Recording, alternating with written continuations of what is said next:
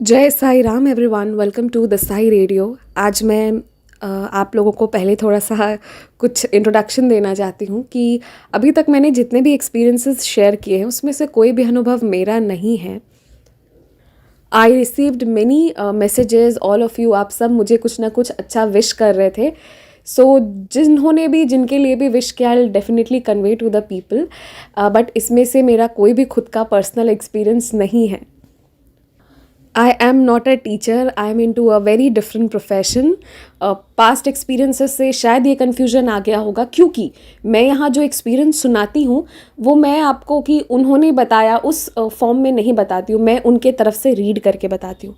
And that is the reason कि शायद confusion हो सकता है, पर आई थिंक आज मैंने क्लियर कर दिया है तो अब कन्फ्यूजन नहीं रहेगा।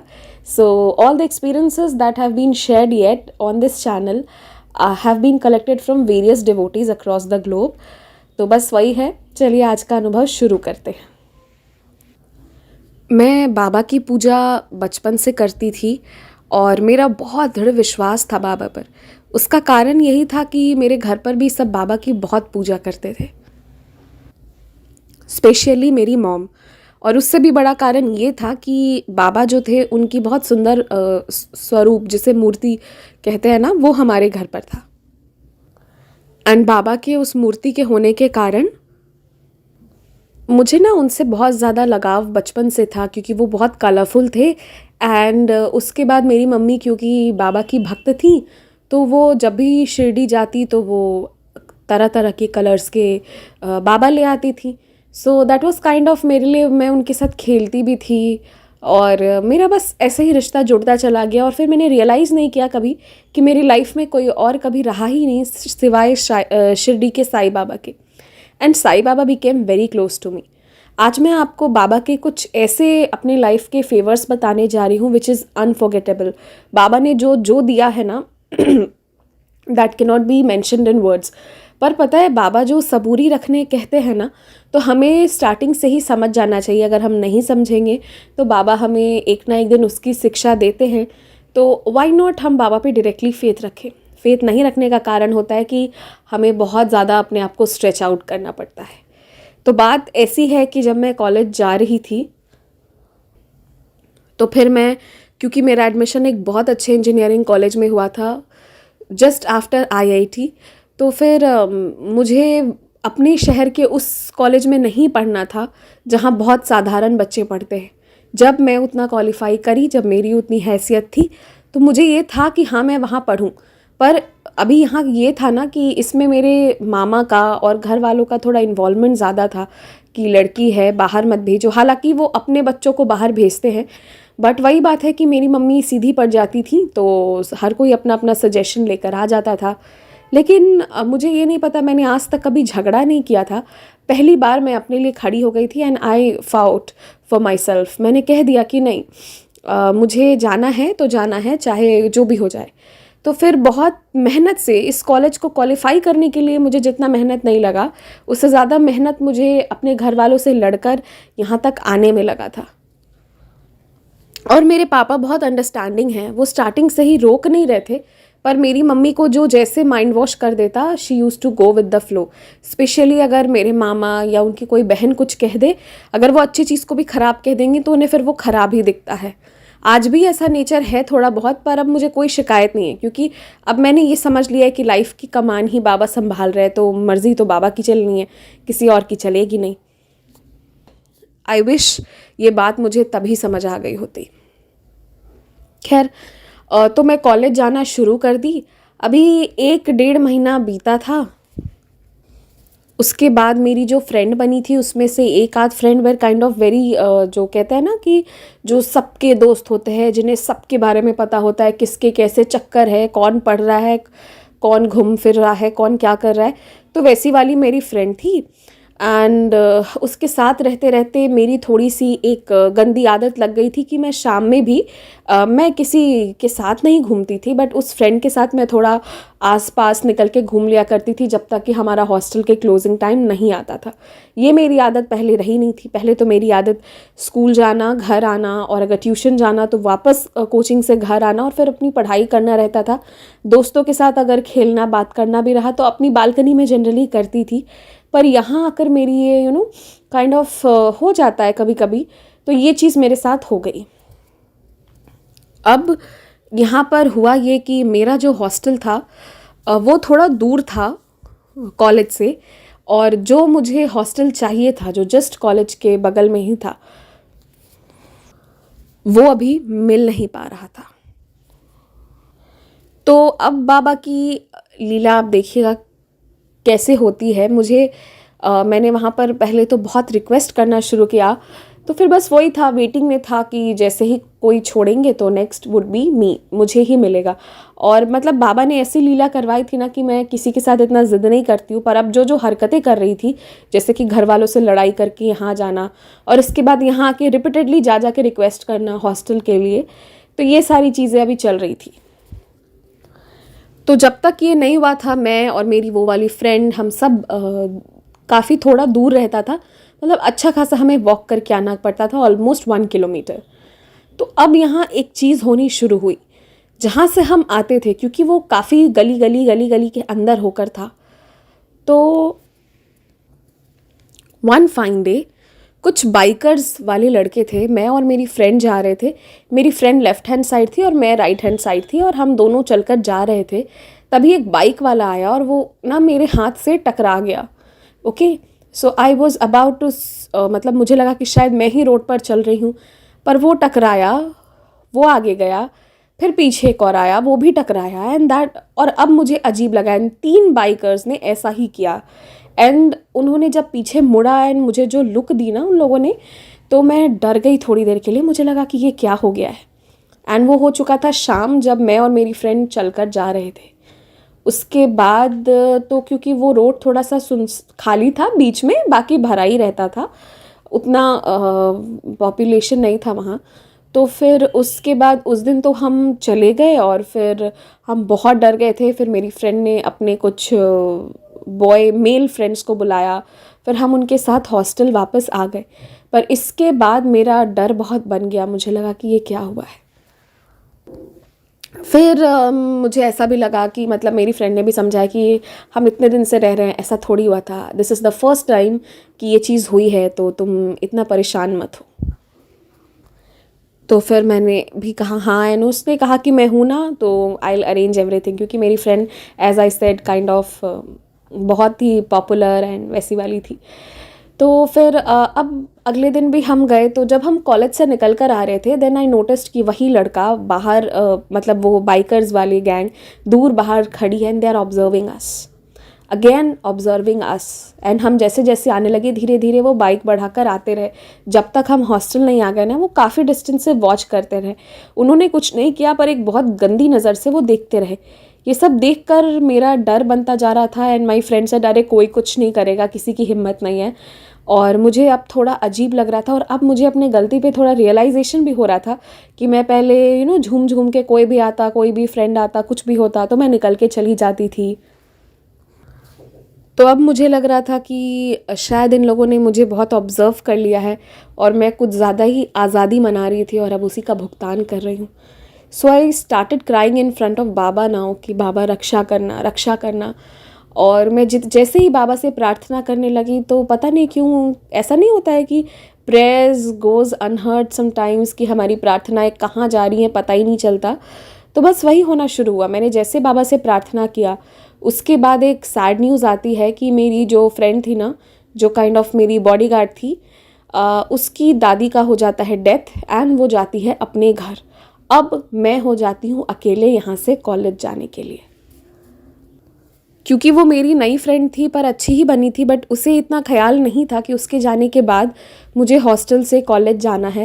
एंड मैंने फ़ोन किया, but I could not tell her तो मैं बाबा के सामने बहुत रोती रही, बहुत ज़्यादा। मैंने कहा कि अब मेरे साथ कुछ होगा and I will be responsible, और मेरी पढ़ाई तो छूटने ही वाली है, जो मैंने बहुत बहुत मेहनत से कमाई थी, मैंने हर तरह से मेहनत किया था, और अब वो मेरे ही कारणों से अब जा रहा है। और अगले दिन भी मैं निकली, बहुत डरी हुई, बहुत सहमी हुई। मैं निकल कर गई, और जैसे ही वो वाला थोड़ा दूर वो शांत वाला रास्ता, सुनसान नहीं बट शांत रास्ता था, वो आया, वो क्रॉस हुआ, जहाँ मार्केट था, जहाँ से भीड़ स्टार्ट हो रही थी, वहाँ पर ही थोड़ा आगे जाके मैंने देखा कि वो बाइकर्स वापस खड़े हैं एंड वो मुझे देख रहे हैं। इनिशियली वो मुझे बहुत गंदी नज़र से देख रहे थे, पर उसके बाद जैसे जैसे मैं उनके करीब गई, वो अपनी बाइक आगे करते गए। मुझे लगा कि शायद वो आगे जाकर कुछ करेंगे। This was very horrifying for me कि ये क्या चल रहा था, और आज मैं अकेले थी। खैर, जैसे तैसे करके मैं कॉलेज पहुंच गई, और मैं आगे बढ़ रही थी तो वो भी आगे आगे बढ़ रहे थे, और उनकी नज़रें बहुत अजीब थी, बट वो मेरे आसपास नहीं आए, उन्होंने कुछ नहीं किया उस दिन। उसके बाद तकरीबन 2-3 दिन ऐसा ही, if I am not wrong, 4 दिन ऐसा ही होता रहा कि वो मुझे दूर से ऑब्ज़र्व करते रहते एंड उसके बाद वो चले जाते। और अभी 4 दिन में ये हो गया था कि पहले वो जैसे जैसे फेस सिग्नल्स देते थे, जो मैं बता नहीं सकती, जैसे बिहेव करते थे, वो चीज़ शांत हो गई थी, पर हाँ अभी भी वो चेस कर रहे थे। तो मुझे लगा कि अब मेरे मन में एज अ गर्ल बहुत डर बन गया कि शायद अब वो कुछ एक्टिविटी करेंगे, कुछ तो वो करेंगे जिसलिए अब वो लोग जो हैं वो इस तरह से शांत हो रहे हैं। ऐसा लग रहा था एक बहुत बड़ी आंधी के पहले, तूफान के पहले की शांति है। खैर, ये चीज़ बीत गया। इसके बाद मैं मतलब गई, और तकरीबन 4-5 दिनों के बाद फिर ऐसा हो गया कि फिर वो लड़के मुझे दिखने नहीं लगे। तो मैं जब भी जाती ना, I always use to pray Baba. मैं बाबा से बहुत प्रेयर कर रही थी, और मुझे कभी लगता कि कहीं पीछे से आके कुछ कर ना दे, कहीं आगे से आके कुछ कर ना दे। And all these days I use to walk alone. मेरे कॉलेज के बाय द वे कोई भी लड़की जो थी वो उधर रहती नहीं थी, और मैं बहुत सारे दोस्त बना नहीं पाई थी कि मैं सबको बोल दूं कि सारे कोई आ जाए। और अब तो ऐसा है कि वो दोस्त अगर मैंने पहले बना लिए होते ना, तो सब मिलके इकट्ठे जाते आते और कोई कुछ नहीं करता। पर तब इतना दिमाग नहीं था, या कभी उतना एक्सपोजर नहीं मिला, या जो भी था, बस वैसा ही होना लिखा होगा मेरी स्टोरी में, तो तब वैसा ही हुआ। और उसके बाद 5 दिनों के बाद वो लड़के मुझे नहीं दिखे। नेक्स्ट 10 डेज़ तक मेरी फ्रेंड नहीं आई, वो लड़के भी मुझे नहीं दिखे उसके बाद। और मैं ऐसे ही डर डर कर 10 दिनों तक जाती रही। और 10 दिनों के बाद जो है, फाइनली हमें आ गया एक call, that was also again Thursday, कि हॉस्टल खाली हो चुका है, आप शिफ्ट हो सकते हैं। तो मैं और मेरी फ्रेंड भाग के वहाँ शिफ्ट हुए। जब हमें बोला, हम same day we made it sure कि कोई बात नहीं, कुछ चीज़ें कम, कुछ चीज़ें ज़्यादा, कोई बात नहीं, जो भी होगा होगा, but safety is very important. मेरी फ्रेंड आई वापस। तो ये जो मैंने ट्रॉमा 15 दिनों का झेला था ना, उसके बाद फाइनली मुझे मिल गया कि ठीक है, अब इनसाइड द कैंपस कोई कुछ करेगा नहीं। मैंने ये चीज़ नोटिस की है कि मैं जब बाबा से प्रार्थना करती हूँ तो टाइम लगता है, पर फिर चीज़ें हो जाती हैं। और सबसे बड़ी बात है ना कि मेरे साथ ऐसा भी होता है ना कि कुछ चीज़ है, वो एग्जिस्ट कर रहा है, वो खाली भी है, वहाँ किसी और की ज़रूरत है, पर वो मेरे पास नहीं आ पाता है। ऑब्स्ट्रक्शन बहुत आते हैं मेरे रास्ते में, फिर बाबा ही उसे हटाते हैं। पर मैंने जो बाबा से इतनी प्रार्थना की थी ना, शायद ही ज़िंदगी में कभी करी होगी। मैंने जितना इस कॉलेज के लिए या अच्छे कॉलेज के लिए प्रार्थना नहीं की थी, उससे ज़्यादा मैंने इन लड़कों के कारण प्रार्थना की थी। और बाबा ने फाइनली जो है वो मुझे हॉस्टल दिला दिया। मैं और मेरी फ्रेंड वहाँ रहने लगे। अभी 15-20 दिन पास हो गए, और उसके बाद वन फाइन डे मेरी फ्रेंड को एक बात मालूम होती है, हम दोनों सेम रूम में रहते थे, कि वो लड़के जो वहाँ आए थे वो बेसिकली मेरी फ्रेंड को ट्रेस करने आए थे। क्योंकि ये बहुत ज़्यादा हर लड़ाई झगड़े में भी रहेगी, अच्छे से पढ़ेगी भी, लेकिन सब कुछ है, ऑलराउंडर है। तो फिर she was on the trigger, और यही जो थी, इसके कारण वो हमें फॉलो करना शुरू किए थे। एंड उसके बाद जब उसमें से कुछ लोगों को मैं सुंदर लगने लग गई थी, तो फिर उन्होंने सोचा कि जब तंग करना ही है तो इकट्ठे दोनों को तंग करते हैं। एंड द पर्सन जो ये बता रहा था, मेरी फ्रेंड का एक मेल फ्रेंड था, क्योंकि जब मेरी फ्रेंड वापस आई देन शी सेड कि ये क्या हुआ, क्यों हो रहा है, वो कौन से लड़के हैं, पता लगाओ क्या है नहीं है। तो फिर मतलब उनके मेल फ्रेंड्स को फिर उसके ही बात करते करते एक चीज़ मालूम हुई कि वो जो लड़के थे वो यूं ही नहीं चले गए थे। उनका प्लान था कि एक दिन वो हमें प्रपोज़ करते एंड काइंड ऑफ फोर्स भी करते। लेकिन जब वो मैं कॉलेज से आती थी, वो दूर से ही ऑब्ज़र्व करके चले जाते थे। तो ये बात एक कॉल पर बताई, मैं भी थी, मेरी फ्रेंड भी थी, फ़ोन स्पीकर पे था, सामने से मैं नाम नहीं ले सकती, जिसने हमें बताया वो ये बोला कि वो क्योंकि अपने दादाजी के साथ आती थी इसलिए ये लोग डर गए। दादाजी से ज़्यादा उनके लंबी वाली वो जो स्टिक लेकर चलते थे, अपनी हाइट से भी बड़ा स्टिक लेकर जो चलते थे, वेरी अनयूजुअल, इसके कारण वो लड़के डर गए। एंड वो लड़के को ऐसा लगा कि ये किसी गार्जियन के साथ आ रही है, जा रही है, तो इसलिए जो है वो लोग फिर इसे करने नहीं आए। और बहुत दिन तक वो वेट किए, पर इसको जितने भी दिन उन्होंने ऑब्ज़र्व किया, वो अपने दादाजी के बिना ना जाती थी ना आती थी। तो इसी कारण जो है वो लोग फिर उसको कुछ कर नहीं पाए। एक गार्जियन को देखकर वो लोग डर गए कि ये लड़की तो मुंह नहीं खोलेगी, पर जो इसके साथ चल रहे हैं वो डांटेंगे भी, मारेंगे भी, एंड क्योंकि अब उसका फैमिली का बात आ जाएगा तो वो लोग छोड़ेंगे नहीं। तो फिर इस तरह से जो है ना, ये तो उसने हमें बताया। उसके बाद मेरी फ्रेंड मेरा मुंह देख रही है एंड शी सेड, कब बुलाई अपने दादाजी को, कब ऐसा हुआ, मतलब मेरे जाने के बाद दादाजी आ गए, कहाँ रहने लगी क्या। मुझे तो स्टार्टिंग में कुछ समझ में ही नहीं आया कि कौन से दादाजी आ गए, किससे वो डर गए। सो आई टोल्ड यू ऑल ना कि जब मैं जाती थी तो वो आगे से मुझे नोटिस करते थे, वो पीछे नहीं आते थे। मतलब मेरे साथ टकराना बंद कर दिए थे। मेरी फ्रेंड के जाने के बाद क्लोजली बाइक चलाना बंद कर दिए थे। एंड बाय द वे वो कॉलेज के नहीं थे, दे वर आउटसाइडर्स।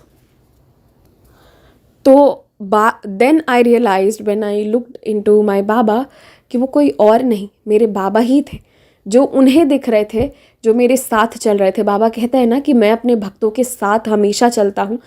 उस दिन के बाद जो मुझे कॉन्फिडेंस आ गया ना कि मेरे बाबा मेरे साथ हैं, आई टेल यू, उस दिन के बाद फिर मैं कभी मतलब वो कमज़ोर इंसान रही ही नहीं। मेरे अंदर सारी ताकत आ गई। मैं रियलाइज़ नहीं की कि मेरे साथ बाबा हैं, बट उनको ये रियलाइजेशन हो गया। आप देख लो, उनको वो दिख गए कि वो इसके साथ इसके दादाजी आते हैं, एंड इसके दादाजी जो है वो जितने लंबे हैं उससे ज़्यादा उनकी लंबी लाठी है। स्ट्रेंज लाठी लेके आया, बहुत मोटी सी लाठी लेके आते हैं। अगर एक सर पे पड़ा तो वो इंसान मर जाएगा। तो अब आई डोंट नो, मैं तो अकेले ही जाती आती थी। मैंने मतलब ये 15 दिन मैंने बहुत कष्ट से निकाला था। पर वो बाबा कहते हैं ना कि मैं सदैव तुम्हारी रक्षा कर रहा हूँ, ये बात बिल्कुल सच है। हमें नहीं पता चलता पर हमारी रक्षा करते हैं बाबा। मेरी फ्रेंड जो मुझसे बहुत सवाल कर रही थी कि कौन थे, किसके साथ जा रही थी, किसके साथ आ रही थी, मैं उसे ये नहीं बताना चाहती थी कि मैं बाबा की भक्ति करती हूँ या फिर बाबा ने इतना बड़ा कुछ ऐसा किया है। क्योंकि अगर मैं ये चीज़ें बता देती ना तो फिर उसके बाद जो है वो इतना आशीर्वाद नहीं रहता, आशीर्वाद कम हो जाता। और पता नहीं वो थोड़ी सी दूसरे टाइप की थी, तो वो इस चीज़ को एक्सेप्ट करती कि नहीं, I was not sure about it. तो फिर मैंने भी मुझे भी बहुत टाइम लगा ये सोचने में कि मैं उसे क्या झूठ बोलूं। और फिर मैंने उसे जैसे तैसे करके समझा दिया कि वहीं पास की कॉलोनी में रहने वाले कोई थे। एंड मतलब मैंने भी बहुत भर के झूठ बोला उसे, पर मन ही मन ना, मैं आपको बता नहीं सकती हूँ मैं किस स्टेट ऑफ माइंड से किस स्टेट ऑफ माइंड चली गई थी। और फिर वो जो बाबा ने दूसरे को ही दिखा दिया कि वो मेरे साथ है, उन लोगों को तो वो दादाजी दिख रहे थे, बट आई न्यू मेरे साथ कोई 15 दिन नहीं चला है, I was all alone walking. तो फिर उसके बाद जो कॉन्फिडेंस आया ना, तो मैंने इतना अच्छा किया कि मेरा प्लेसमेंट बहुत अच्छी कंपनी में हुआ है। I would request not to share it publicly, but बहुत ही अच्छी कंपनी में। तो अब यहाँ पर जब मेरा जॉब हो गया तो I was very thankful to Baba. घर पर सब लोग इतने प्राउड, इतने खुश थे कि मैं आपको बता नहीं सकती हूँ। मेरी मम्मी जो सबसे ज़्यादा मुझे रोकती थी, she was more than happy कि भाई बच्चा तूने मतलब क्या कुछ नहीं कर दिया है। एंड शी यूज़ टू मतलब वो सबको बताते चलती थी कि देखो मेरी बेटी है, वो उस कंपनी में है। सब बहुत खुश थे, बहुत प्राउड फील कर रहे थे। लेकिन पता है क्या, हमें अपनी खुशी भी एक लिमिट में शेयर करनी चाहिए, हर जगह हर किसी को नहीं बताना चाहिए। मैं बोलती थी, फिर मैंने रोकना छोड़ दिया, मैंने कहा अब जिसको जो करना है करे। 2 इयर्स, 2 साल मैंने नौकरी भी की और मैंने साथ ही साथ सोचा कि मैं एमबीए भी करूँगी, और फिर उसके बाद मैंने एमबीए भी किया। और एमबीए करने के बाद तो मुझे जो प्लेसमेंट मिली ना, वो मैं आपको बता नहीं सकती हूँ। That was again very outstanding.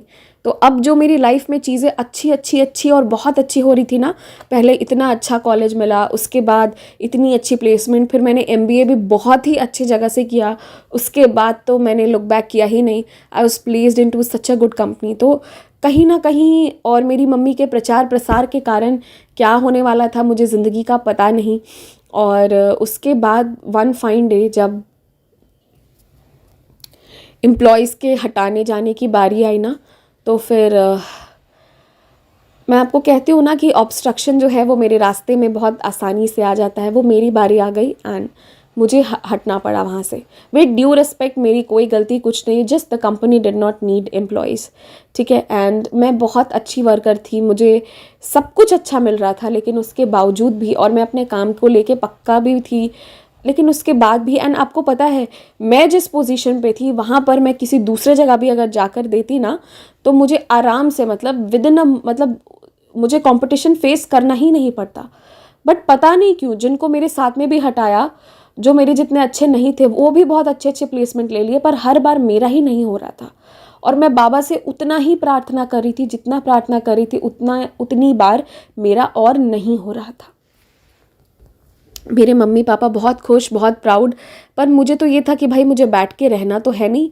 तो फिर एक इंस्टीट्यूशन था, वहाँ पर वो एमबीए ग्रेजुएट होने चाहिए और एमबीए होने चाहिए, एंड उसके बाद वो वहाँ पर आपको वो रिसेप्शन वाले एरिया में जॉब दे रहे थे। मैंने कहा कि अब जब तक कुछ नहीं मिल रहा है मैं यही करूँगी, क्योंकि मैं यहाँ इस शहर में हूँ, यहाँ पर मेरे पेरेंट्स नहीं हैं, तो उनको पता नहीं चल रहा है कि मैं क्या कर रही हूँ। And for the time being मैं अपनी जॉब के लिए अप्लाई करूँगी, बिकॉज आई न्यू कि मेरा इतना अच्छा बैकग्राउंड और इतनी अच्छी ये चीज़ें हैं कि मुझे मिल जाएगा। I was very confident. और मैं जितना बाबा से प्रार्थना कर रही थी, तो शायद बाबा भी सुन नहीं रहे थे, वो सब मुझे जॉब नहीं दिलाया, पर जहाँ ये रिसेप्शन वाला जॉब आया तो ये मुझे बाबा ने दिला दिया इमीडिएटली। इस पर मुझे गुस्सा भी आया। That was for the first time जब मैंने उन्हें थैंक यू नहीं कहा था किसी चीज़ के लिए। और मैं तकरीबन 2 महीने वहाँ वो काम की, और 2 ढाई महीने, बट मेरी जो कलीग्स या जो भी लोग थे, कैसे एमबीए और कैसे ग्रेजुएट लोग थे कि उनका सोच विचार बात इतना घटिया रहता था ना। They always use to think कि हम ऐसे ड्रेसेस पहनेंगे, हम इससे शादी करेंगे, और मुझे ये चीज़ों में मतलब इतना कभी कोई सब्सटेंस वाला बात करते ही नहीं थे। उन्हें मतलब कोई कम कपड़े पहने हुए हैं या उस तरह के पोस्ट कर रहे हैं, तो उन्हें वो चीज़ें ज़्यादा अट्रैक्ट करती थी, ना कि कोई मतलब मैं कैसे समझाऊँ, उन्हें अच्छी चीज़ें बहुत अट्रैक्ट नहीं करती थी।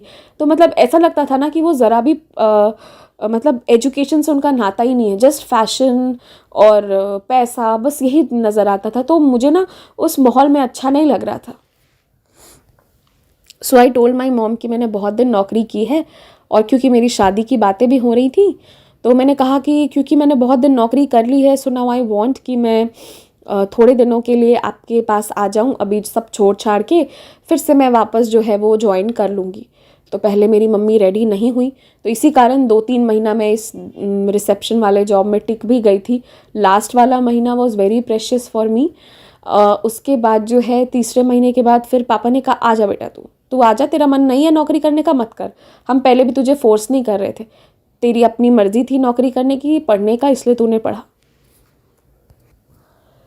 तो फिर उसके बाद क्योंकि अब मैं एक ठीक ठाक बैकग्राउंड से बिलोंग कर रही थी, तो ऐसा नहीं था कि अगर मैं अभी जॉब नहीं करूँगी तो मेरे जो पापा हैं वो हमें खिला नहीं पाएंगे या हम रोड पर आ जाएंगे, ऐसी कोई सीन नहीं थी। तो मैं वापस चली गई, और उन लोगों के हिसाब से मैं फ़िलहाल अब जाके मैंने नौकरी छोड़ा है, जबकि ये बात कितनी पुरानी हो गई और मैंने छोड़ा नहीं था, मुझे हटा दिया गया था।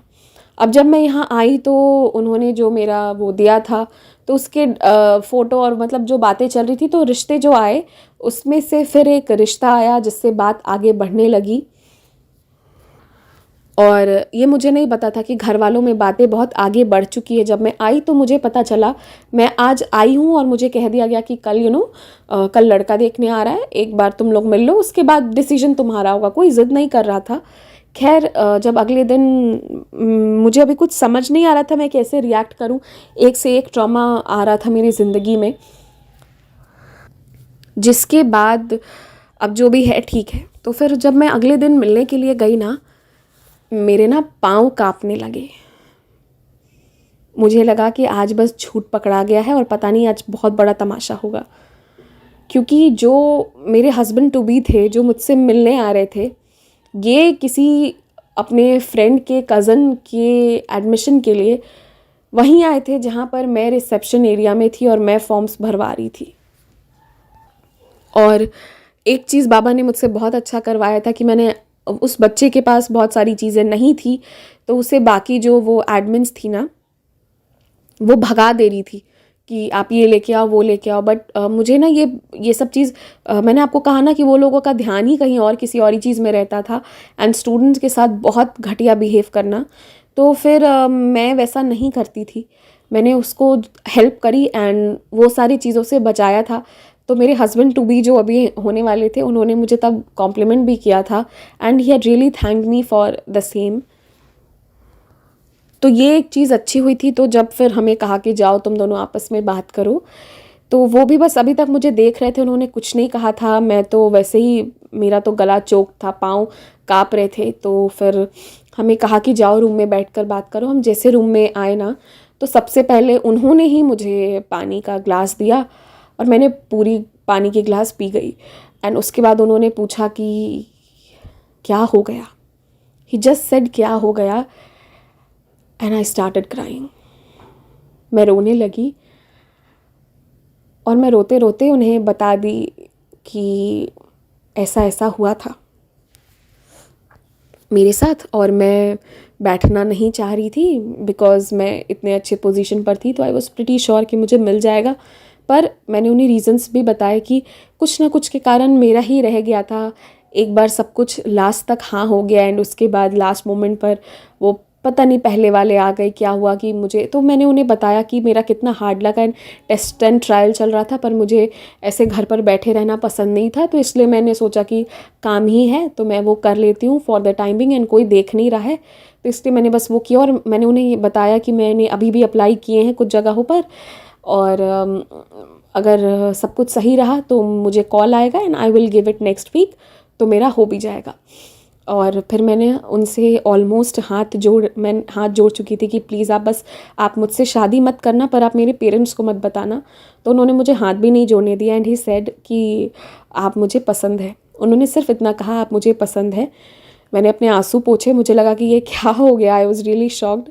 तो जब हम बाहर गए ना, तो फिर उन्होंने अपने पेरेंट्स को इशारा किया एंड देन उन्होंने जब कह दिया कि पसंद है, तो मुझे कुछ समझ में नहीं आया because my husband is also in, उस समय वो बहुत ही अच्छे पोजीशन पर थे एंड वो एक रिसेप्शनिस्ट से क्यों शादी करते और एक झूठी इंसान से क्यों शादी करते। बट उसके बाद जब शादी का सब कुछ हो गया, आगे आगे बढ़ने लगा, फिर इंगेजमेंट का टाइम आया। He was such a blessing in my life कि जिस दिन मेरी उनसे इंगेजमेंट हुई है ना, जिस शाम मेरी इंगेजमेंट हुई है, उसी दिन मेरे पास मेरा ऑफ़र लेटर आकर रखा हुआ था। तो he was such a lucky person for me कि उसके बाद मुझे वापस, जो मैं इतने समय तक तरस रही थी ना कि मुझे नहीं मिल रहा था, और मुझे वो भी मिल गया। And I will tell you here one thing कि आप ये सोच, अभी अब क्या होगा ना, आप ये सोच रहे हो कि इसमें बाबा ने क्या करा, क्या ही बाबा की लीला थी।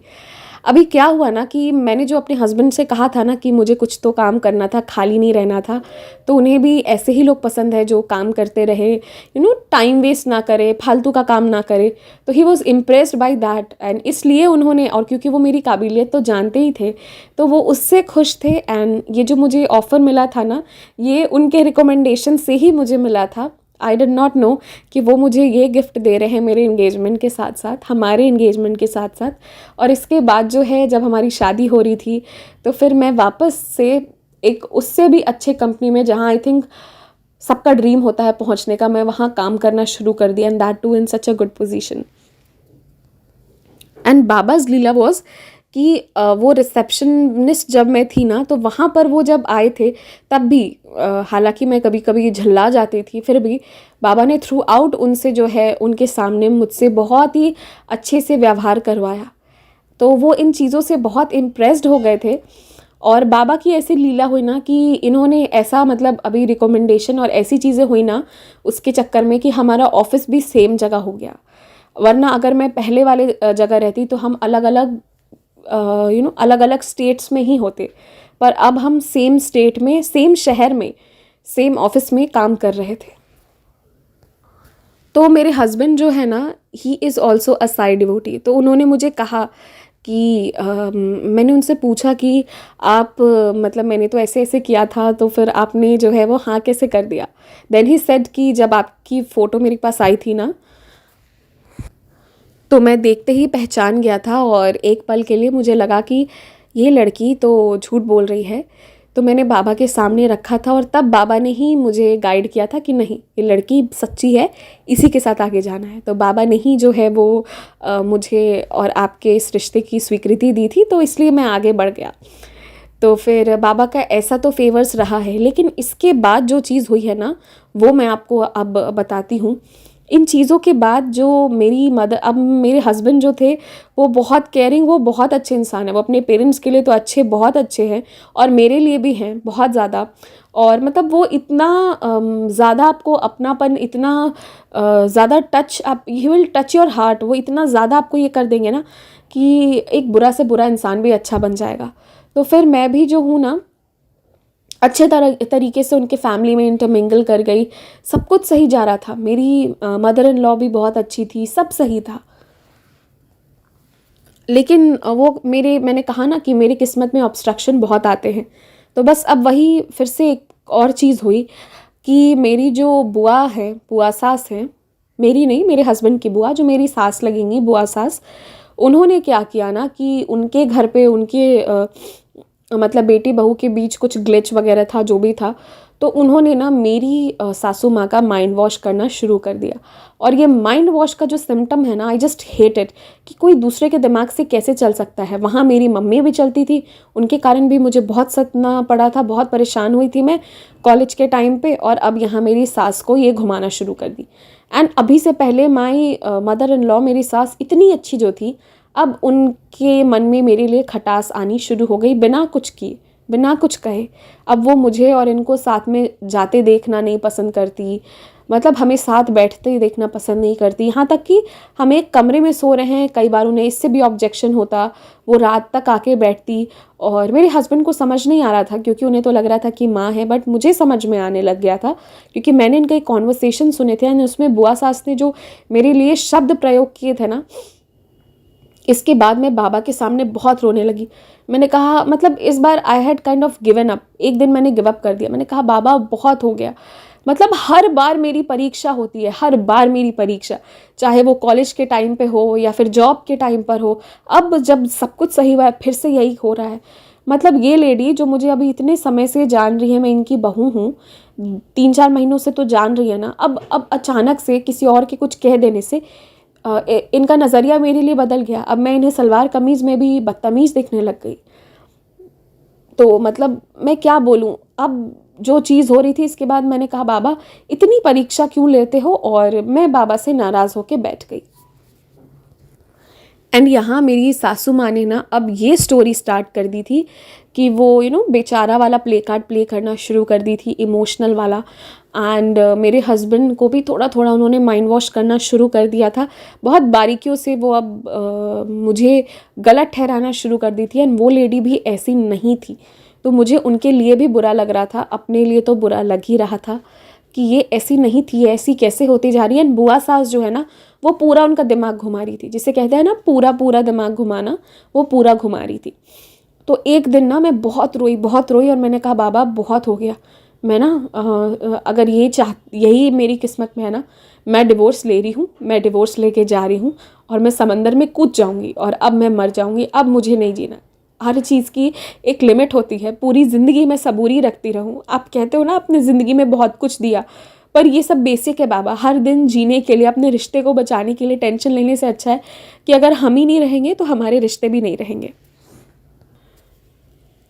मैंने ये बात बाबा से कही है और उसके ही जस्ट नेक्स्ट डे एक घटना घटित होती है। और मैंने कहा ना, मैं जितना प्रेयर करती हूँ उतना ही ऑब्स्ट्रक्शन कभी कभी आ जाता है। तो भले वो बाद में सही होता है, पर अभी जो होने वाला था ना वो बहुत बहुत ख़राब होने वाला था। मेरी सासू माँ फिसल जाता है उनका पाँव और वो गिर जाती हैं। तो मेरे हस्बैंड आए, मेरे फादर इन लॉ आए, वो भी बहुत अच्छे इंसान, पर उन्हें हॉस्पिटल ले जाया गया और फिर उनका मतलब उनके प्लास्टर वगैरह लगे। And you will not believe, उन्होंने मेरा नाम लगा दिया कि मैंने उन्हें धक्का दे दिया है। मैंने वहाँ पहले से पानी गिरा कर रखा हुआ था और मेरे कारण वो गिर गई हैं, जबकि जब वो गिरी थी तो मैं अपने कमरे में थी। एंड उसके बाद पता है, that was for the first time जब मेरे हस्बैंड ना जिसे कहते हैं ना बहुत गुस्सा, बहुत ज़्यादा बहुत गुस्सा हो गए मुझ पर। ही सेड कि दिस वाज नॉट एक्सपेक्टेड। ऐसा लगा ना कि आज मैं उनके नज़रों से गिर गई हूँ ना, मैं बाबा की नज़रों से गिर गई हूँ, क्योंकि वो इतने अच्छे इंसान, मतलब मैं उनको डिफ़ाइन नहीं कर सकती हूँ। पर उस दिन उनकी आंखों में ना मैंने शिकायत देखी थी अपने लिए पहली बार। जब मैंने झूठ बोला था ना, फिर भी उन्होंने मुझसे शादी की थी, तो तब भी उन्होंने जो है उनकी आंखों में कोई शिकायत नहीं था। हमेशा मेरे लिए रिस्पेक्ट था, हमेशा मेरे लिए केयर था, लव था। ये पहली बार ऐसा होने वाला था जब उनकी आंखों में मेरे लिए नफ़रत था। नफ़रत भी नहीं था, मतलब ऐसा कहते हैं ना कोई किसी की नज़र से गिर गया। और मतलब मुझे वो देख कर ना सबसे ज़्यादा पेनफुल लग रहा था, क्योंकि मेरे हस्बैंड ने मुझे बहुत कुछ दिया था। सोचिए कि उस वक्त मैं जॉबलेस ही थी ना, तो तब भी उन्होंने मुझसे शादी कर ली। एक जॉबलेस लड़की से उन्होंने शादी की और उसके बाद जो है उन्होंने ही मुझे ये जॉब भी दिलवाया। जो सच है वो सच है, मेरी काबिलियत थी अलग बात है, पर उसके कारण भी मुझे नहीं मिल पा रहा था, मेरे हस्बैंड के कारण ही मुझे मिला। तो वो सब चीज़ें हुई और मुझे उनके लिए बहुत बुरा लग रहा था और मैं उन्हें समझाना चाहती थी, लेकिन तब ना उस दिन वो मुझ पर गुस्सा हुए और मैं बस उनका बात सुनती रही, क्योंकि मुझे उस दिन ऐसा लगा कि आज ये इनका दिन है, इन्हें हक है नाराज़ होने का, होने दो, कोई बात नहीं। और आई हैड ऑलमोस्ट डिसाइडेड कि मैं जितना बाबा से प्रेयर करती हूँ उतना ही सब कुछ गड़बड़ होता है ना। तो मैं मेरी सास अभी बीमार हैं, 2-4 दिनों में सब कुछ रेगुलेट हो ही जाएगा, चाहे नर्स हो चाहे जो भी हो। उसके बाद मैं यहाँ से भी चली जाऊँगी और मैं कभी नहीं आऊँगी। उन्हें अगर यही चाहिए कि उनके बेटे बहू का डिवोर्स हो जाए तो मैं अब चली जाऊँगी। और मैं बाबा से भी बहुत नाराज़ होकर बैठ गई थी। तो उस रात जब हम सोए ना, तो तकरीबन 3 बज रहा होगा, 3 सवा 3 कुछ ऐसे ही टाइम हो रहा होगा। मेरे हस्बैंड एक झटके में इतने ज़ोर का उठे, इतना मतलब ऐसा हड़बड़ा कर उठे ना कि मैं गहरी नींद में सोई थी। मैं भी डर गई, मैं भी उठी। तो फिर मैंने लाइट वगैरह जलाई, मैंने उन्हें पानी दिया और वो कल वो मेरे ऊपर इतना गुस्सा हुए थे पहली बार। And today I saw a change in his eyes. मुझे कुछ समझ नहीं आ रहा था कि अभी ये क्या हुआ है। एंड उन्होंने बस मेरी तरफ देखा एंड देन पानी पिए एंड उसके बाद उन्होंने मुझे कहा कि आप सो जाओ। एंड हम दोनों फिर सो गए। मुझे कुछ समझ में नहीं आया कि क्या हुआ। उसके बाद फिर उस दिन भी मेरी मदर इन लॉ अब जो मेरे मुंह पर मेरी बुराई मतलब मुझे ख़राब बोल रही थी और मैं चुप रहकर बस सुन रही थी। तो फिर अगली सुबह जब उन्होंने ये सब करना फिर से शुरू किया, तो मेरे हस्बैंड ने ना हाँ कहा ना कहा। ऐसा लगा कि वो पता नहीं फंसे हुए हैं किसी थॉट में। तो मेरी सास को ये चीज़ बिल्कुल अच्छी नहीं लग रही थी कि ये क्यों जो है वो मतलब मेरा बेटा जो है वो क्यों मेरी बहू के खिलाफ़ अब कुछ नहीं बोल रहा है। पिछले 2-3 दिनों में माइंड वॉश तो हो रहा था, पर आज फिर से क्या हो गया ऐसे। तो फिर उस दिन वो शांत रहे। एंड आई टेल यू, वो मेरी सास से ज़्यादा बात नहीं किए, मुझसे तो बात नहीं ही किए, अपने फादर से भी बात नहीं किए। तो मेरे फादर इन लॉ ने ना मेरे जाने और मेरे हस्बैंड के जाने के मतलब हम कमरे से बाहर निकले तो उन्होंने कहा कि तुम ऐसा क्यों कर रही हो, और डांटा उन्होंने मेरी मदर इन लॉ को। वो हमेशा डांट रहे थे, पर मेरी मदर इन लॉ जो है ना, वो मेरे फादर का चलने ही नहीं दे रही थी। आप शांत रहिए, आप नहीं जानते हैं कल को ये हमें ही फंसा देगी, तो फिर आप फिर कहते रहना, मतलब what nonsense she was speaking, but ठीक है जो भी है।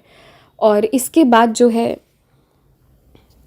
अगले दिन जब वापस सुबह मेरे हस्बैंड मेरी सास के पास आकर बैठे, वो उनकी ये बहुत अच्छी आदत थी अपने पेरेंट्स के पास भी बैठने की, और जब से वो बीमार हुई थी तो वो सुबह ज़्यादा देर उनके पास बैठते थे ऑफिस जाने के पहले। तो फिर वो फिर से स्टार्ट हो गई। तो उन्होंने सिंपल एक लाइन कहा कि माँ, आप झूठ बोल रही हैं, ये बात आपको भी पता है और ये बहुत गलत बात है। अगर आपको मुझसे या फिर मेरे लिए कहा कि उससे अगर कोई भी प्रॉब्लम है उनसे, तो फिर आप कह दीजिए हम घर से चले जाएंगे, या जो भी है, जो भी ग्लिचेस है वो आप कह दीजिए, बट प्लीज़ स्टॉप ब्लेमिंग हर। उन्होंने कुछ नहीं किया है। And you will not believe, ये सुनकर ना मैं रो रही थी कि इनको किसने बता दिया कि मैंने कुछ नहीं किया है। मैं तो चुप थी, और मेरी चुप्पी तो शायद कुछ गलत ना करके भी अगर आप चुप रह जाओ ना तो आप और बड़े गलत हो जाते हो। मैंने तो इस बार अपने लिए डिफेंस भी नहीं लिया, क्योंकि मैं दुनिया से लड़के और दुनिया से ज़्यादा घर वालों से लड़के ना थक चुकी थी। And I was done with my life. अब मुझे जीना ही नहीं था, मैं जीना ही नहीं चाहती थी। फिर उस दिन ना ये ऑफिस चले गए, और मेरी सास अलग शौक में, और मैं उस दिन गई नहीं। आई टुक अ हॉलीडे, एंड उस दिन मैं बस बाबा के मंदिर चली गई, एंड मैं वहाँ बैठकर रो रही थी। तकरीबन 1-1.5 घंटा रोने के बाद मतलब मैं भूल गई थी कि मैं कहाँ हूँ, किस स्टेट में हूँ। बस just crying in front of Baba. तो ना उतनी देर में जो है वो मेरे हस्बैंड वहाँ आते हैं। वो आए, वो मेरे पास बैठे, और उन्होंने, क्योंकि हम मंदिर में थे तो वो उतना कुछ दिखा नहीं सकते थे, बस वो नॉर्मल बैठे एज इफ़ कि दो लोग मंदिर में जैसे बैठते हैं। फिर उन्होंने मुझे बॉटल पास किया, तो मैं सर उठाकर देखी तो दैट वाज हिम देयर। तो मैंने फिर पानी पी, मैंने आंसू वगैरह पोंछे, उन्होंने इशारा किया, अपनी हैंकी दी, एंड देन उन्होंने मुझे एक ही बात कहा वहाँ कि ये जो सामने वाले को तुम देख रही हो ना, इसने ही हमारा रिश्ता बनाया है, इसलिए ये कभी टूटेगा नहीं। एंड तुमने जो सोचा था ना, बहुत गलत सोची थी। आज मैं सच में गुस्सा हूँ। तुम ऐसा कैसे आप ऐसा कैसे सोच सकती हो, मरने के बाद कैसे सोच सकती हो? मुझे तो कुछ समझ नहीं आ रहा था। तो फिर जब मैंने उन्हें बहुत ज़िद किया, तब उन्होंने मुझे बताया कि पिछली रात जो वो झटके में उठे थे, तो जब मेरी सास जो है वो मेरी बहुत बुराई कर रही थी ना, तो फिर उन्होंने बाबा से प्रार्थना की थी कि बाबा मुझे दिखाओ कि सच क्या है। और पिछली रात उन्होंने ये सब देखा कि ऐसे घटना कैसे कैसे घटी है। वो पानी आया इत्तेफाक से, वो गिर गई, एंड जो वर्ड्स मेरी बुआ सास ने मेरे लिए यूज़ किया था, वही वर्ड्स उनके सपने में भी बुआ सास यूज़ करके मेरी सासू माँ को बता रही थी। ये उन्होंने देखा था, जिसे देखकर वो काँपकर घबराकर उठ गए थे, और फिर उन्हें ऐसा लगा कि शायद पता नहीं ये सपना सच है, बाबा का रिप्लाई है, या फिर ये वो बस अपने मन से सोच रहे हैं इसलिए उन्होंने देखा।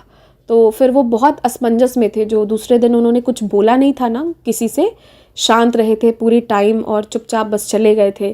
जिसके बाद मेरे फादर इन लॉ ने मेरी मदर इन लॉ को डांटा था कि ये इतना चुप हो गया, ऐसा मत करो करके। तो फिर उस रात जब वो मेरे हस्बैंड सोए थे, तो फिर जो ये वाली सुबह हुई थी जिस रोज़ मैं मंदिर चली गई थी छुट्टी लेके, तो उसी रोज़ जो है फिर उन्होंने next day, the very next day, बाबा ने उन्हें फिर से वही चीज़ उन्होंने सपने में देखी कि वो खुद से गिरी थी, और उसके पहले उन्होंने मेरे बारे में बहुत गलत शब्द इस्तेमाल किए थे। और वो सारा चीज़ उन्होंने देखा, कुछ बैक का चीज़ देखा कि वो कैसे गिरी थी। 2 दिन सेम सपना। उसके बाद उन्होंने ये देखा कि मुझ पर झूठे आरोप लगा दिए, और उन्होंने ये देखा कि मैं सब छोड़ के मरने के लिए निकल पड़ी हूँ। उन्होंने ये सब देखा, और ये सब देखने के बाद वो लास्ट में देखते हैं कि बाबा जो हैं वो एक पत्थर पर बैठे हुए हैं। कौन सा जगह है पता नहीं, that was not Dwarkamai also. And Baba आँख बंद करके ध्यान किए हुए हैं, एंड फिर एकदम से जो है बाबा आँख खोलते हैं और कहते हैं कि तूने सवाल किया, मैंने हकीकत बता दिया, रोक ले उसे। That was what Baba had guided my husband for me. जिसके बाद जो है उन्होंने मतलब उन्हें जब बाबा ने अश्योर कर दिया कि मैं गलत नहीं हूँ, मेरी सासू माँ गलत बोल रही हैं, तो इसके बाद जाकर उन्होंने जो है फिर मेरे लिए उस दिन कहा था। तो मेरी सासू माँ भी बहुत शॉक्ड थी, हम सब शॉक्ड थे। और फिर मेरे हस्बैंड मुझे चुप कराए, फिर मंदिर से उस दिन मुझे एक्सक्यूज़ मी, मुझे घर लेकर गए एंड हम सब घर गए। और फिर मेरे हस्बैंड ने जो स्टोरी मतलब जो चीज़ मुझे बताई थी, उन्होंने ये कह दिया कि ये बात सासू माँ को बताने की ज़रूरत नहीं है, क्योंकि मेरी जो सासू माँ है ना वो पूजा वगैरह करती हैं, पर मेरे ससुर जी और जो मेरे हस्बैंड हैं ये जिस तरह के साई डिवोटी हैं वो वैसी नहीं है उतनी ज़्यादा। तो फिर वो इतना समझेंगे नहीं। प्लस मेरे हस्बैंड ये ड्रीम पहले मुझे भी नहीं बता रहे थे ये क्या चीज़ घटित हुआ, वो खुद 2 दिनों से बहुत परेशान थे।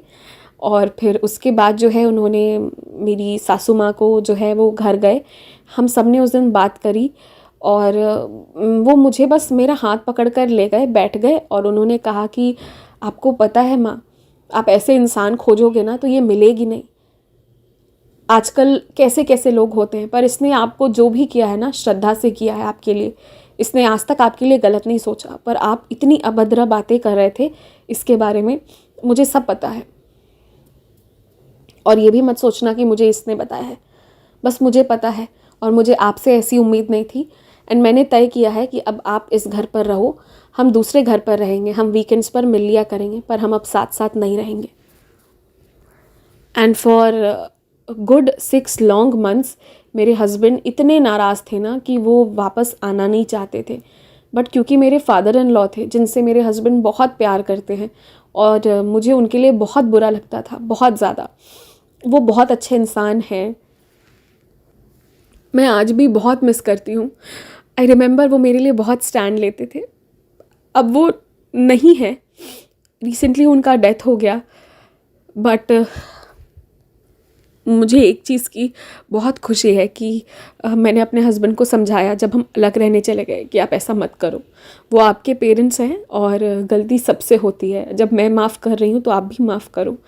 तो उसके बाद ना मेरी जो मदर इन लॉ हैं उनका मतलब इनिशियली जो है वो तो मतलब सबकी नज़रों में गिर गई थी, तो उन्हें ऐसा लग रहा था कि अब उन्हें वो इज़्ज़त नहीं मिलेगी या अब उनको कॉर्नर आउट कर दिया जाएगा कि उनकी बातें नहीं सुनी जाएगी। बट मेरे फादर इन लॉ जो है, मैंने उन दोनों को, मैं खुद गई थी, मैं अपनी गाड़ी से गई, मैं उन दोनों को लेकर आई। एंड हमने वो जो पुराना वाला घर था ना जहाँ ये लोग रह रहे थे, उसको बहुत टाइम के लिए लॉक छोड़ दिया था एंड हम यहाँ आकर रहे। हम फिर यहाँ आकर अच्छे से रहे और मतलब जो भी था मैंने अपनी सासू माँ के साथ पैचअप कर लिया। हालांकि सच बोलूँ ना तो उस दिन के बाद से वो लेडी मेरे मतलब दिल से ही उतर गई। और मतलब कोई किसी के लिए इतना ज़्यादा कर सकता है, कर दिया उन्होंने। वो हमारा डिवोर्स तक दिलवाना चाहती थी जस्ट बिकॉज कि अब उनका बेटा जो है वो मेरी ओर भी इंक्लाइन हो रहा है। मतलब उनके बेटे ने उन लोगों को नहीं छोड़ा, बस एक और इंसान को अपने लाइफ में ऐड किया, तब भी उन्हें प्रॉब्लम है। शादी नहीं होती तब भी प्रॉब्लम होता शायद, या पता नहीं क्या था। तो फिर मैंने उनकी भी लेकिन बहुत सेवा की, उन्होंने मुझे बहुत आशीर्वाद भी दिया। लेकिन वो क्योंकि मेरे मन से मतलब इस तरह से उतर गई थी ना कि जब उनका मतलब उनका डेथ भी हुआ ना तो मुझे बुरा लगा, बहुत बुरा लगा। पर जो मेरे फादर इन लॉ के जाने पर मुझे महसूस हुआ ना कि कोई बहुत बहुत अपना चला गया है, वो चीज़ मुझे उनके जाने पर महसूस नहीं हुई थी। बुरा लगा, बुरा लगा, पर उतना नहीं लगा जो मेरे फादर इन लॉ के जाने पर मुझे लगा। और उस दिन के बाद से ना मेरे फादर इन लॉ का जिस दिन डेथ हुआ था उस दिन हम एवरी ईयर शिरडी जाते हैं एंड आई प्रे टू बाबा कि वो जहाँ भी है ना साईं, आप बस उन्हें बहुत अपने साईं चरणों में ही लीन रखना है। उस दिन हम भंडारा भी करते हैं वहीं पर एवरी ईयर। मेरी मदर इन लॉ के इस पर भी हम बाबा के मंदिर में ही करते हैं, पर तब हम शिरडी नहीं जाते हैं या हम पहुंच ही नहीं पाते हैं। हमने कोशिश भी की तो अब हम कोशिश भी नहीं करते हैं। तो बाबा ने मेरी लाइफ में ऐसे फेवर्स किए हैं ना जो मैं कभी नहीं भूल सकती हूँ। हर बार मेरी ज़िंदगी, मेरे रिश्तों को बचाया है। सो आई जस्ट टेल कि जितने भी डिवोटीज़ हैं, मैं बस यही कहना चाहूँगी कि आप बाबा पर भरोसा रखिएगा। वो जो करते हैं ना वो बहुत सुंदर करते हैं और वो आते हैं जब के बच्चे कष्ट में रहते हैं ना, तो चाहे दुनिया इधर की उधर क्यों ना हो जाए, वो आएंगे, वो अपना प्रेजेंस शो करेंगे। आप ये देख लीजिए कि मुझे नहीं पता था कि 15 दिनों तक मेरे साथ बाबा चलते रहे। पूरी दुनिया को पता चल गया, मुझे ही पता नहीं चला। पर बाबा ने तो कहा था ना, वचन में भी कहा है कि वो हमेशा हमारे साथ रहेंगे। पर वही हमारी ही गलती है, हम ही उसे नज़रअंदाज कर देते हैं। जैसे ही परेशानी आती है तो मतलब बाबा की बातें नज़रअंदाज हो जाती हैं, जो हमें नहीं करना चाहिए। तो बस यही था मेरा एक अनुभव। जय साई राम।